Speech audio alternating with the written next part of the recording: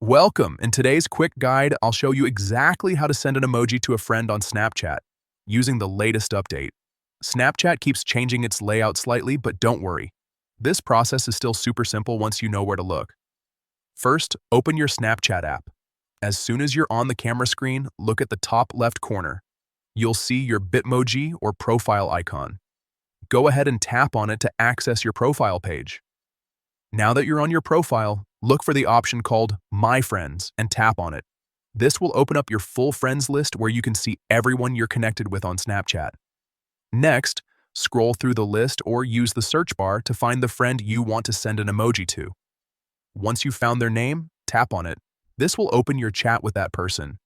Inside the chat, look at the bottom of the screen. You'll see a text box where you normally type messages.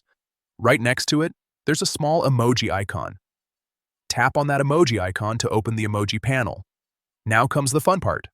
Browse through the available emojis and pick the one you want to send. Once you tap on an emoji, it will instantly be sent in the chat.